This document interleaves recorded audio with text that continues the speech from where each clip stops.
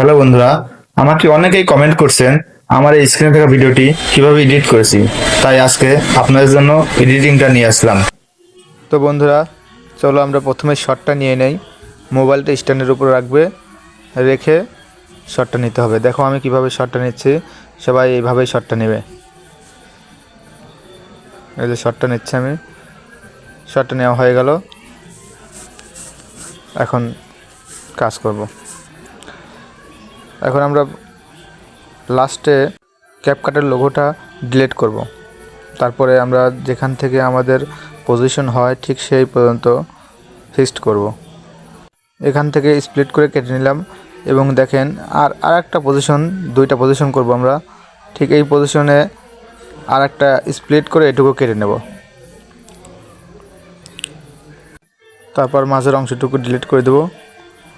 এখন আমরা দ্বিতীয় পার্টটি ওভারলি করব।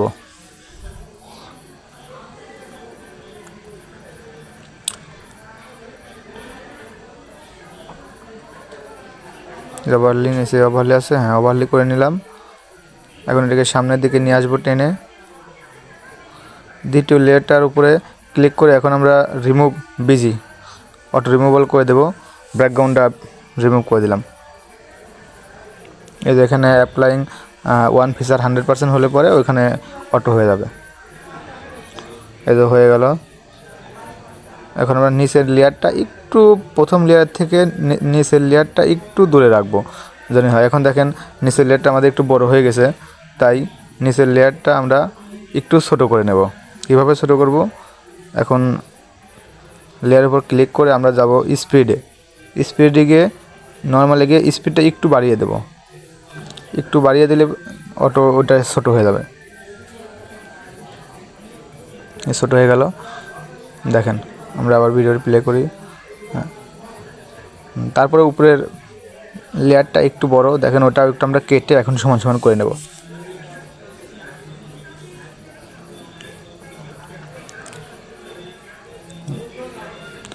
এখন আমাদের ভিডিওর ক্লাস প্রায় শেষ। এখন দেখেন আমরা দ্বিতীয় লেয়ারটার উপরে আবার ক্লিক করব। এখন যাব আমরা অ্যাডজাস্ট খুঁজে বের করে, হ্যাঁ এই যে অ্যাডজাস্টে গেলাম। এখান থেকে ব্রাইটনেসটা কমাই দেবো, কন্ট্রাস্টটা কমাই দেবো আমরা।